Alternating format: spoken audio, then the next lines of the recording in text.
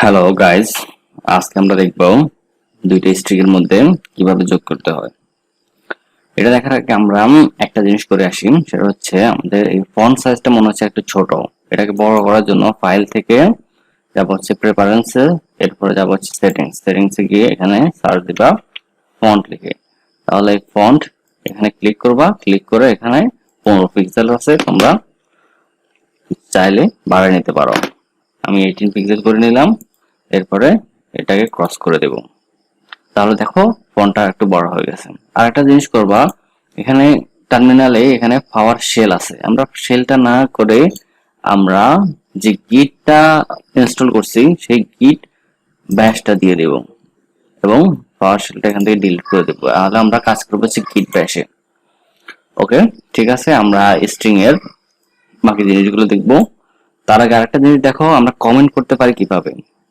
এখানে কন্ট্রোল চেপে forward slash চাপ দিলে কমেন্ট হয়ে যাবে। কন্ট্রোল ফরওয়ার্ড স্ল্যাশ, মানে ফরওয়ার্ড স্ল্যাশ বুঝো তো না, এই সামনের দিকে যে দুইটা খাড়া খাড়া দাগ পড়ে যাচ্ছে সেটা হচ্ছে ফরওয়ার্ড স্ল্যাশ। আর একটা আছে ব্যাকওয়ার্ড স্ল্যাশ, সেটা হচ্ছে এটা হচ্ছে পেছন দিকে পড়ে যাচ্ছে, একটা খাড়া দাগ মনে হচ্ছে পেছন দিকে পড়ে যাচ্ছে, সেটাকে বলা হয় ব্যাকওয়ার্ড স্ল্যাশ।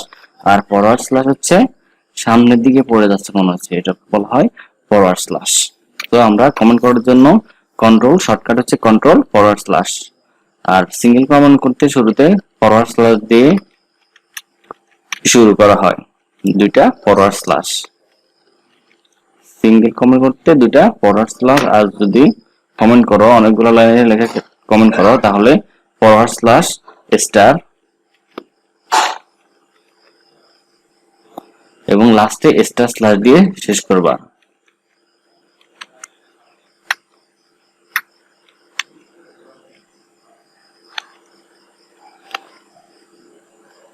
স্টার স্ল্যাশ, তাহলে এটা হচ্ছে মাল্টিপল কমেন্টের জন্য স্ল্যাশ স্টার এবং লাস্ট হচ্ছে স্টার স্ল্যাশ দিয়ে আমরা শেষ করবো। আর সিঙ্গেল কমেন্ট হচ্ছে ডাবল স্ল্যাশ দিয়ে।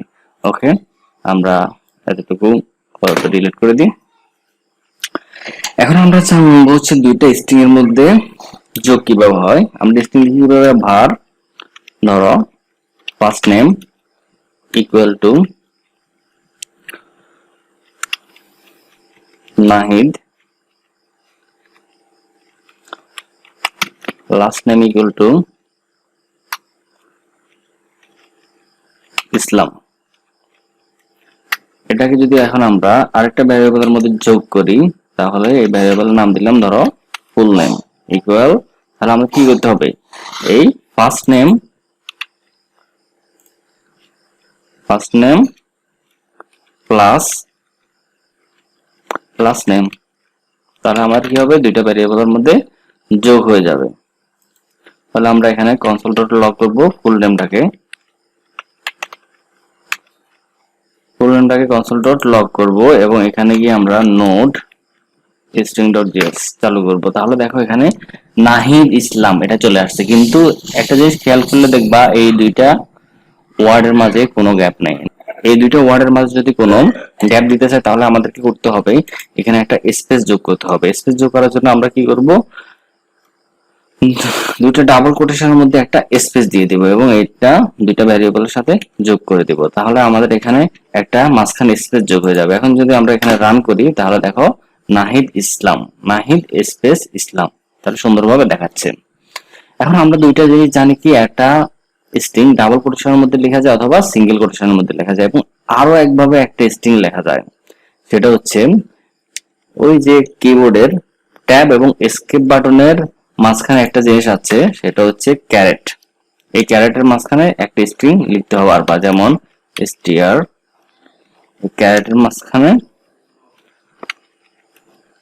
যে কোনো স্ট্রিং লিখা যাবে। ওকে,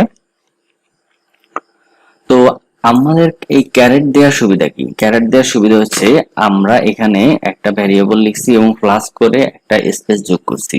যদি আমরা এই জিনিসটা ক্যারেটের মধ্যে লিখতাম, ক্যারেট, এবং ক্যারেটের মধ্যে যদি কোনো ভ্যারিয়েবল লিখতে চাও তাহলে এটাকে দিতে হবে হচ্ছে $, সেকেন্ড ব্র্যাকেটের মধ্যে সেই ভ্যারিয়েবলের নামটা, এবং আরেকটা ভ্যারিয়েবল হচ্ছে আমাদের কি ডলার সাইন সেকেন্ড ব্র্যাকেটের মধ্যে লাস্ট নেম, ঠিক আছে।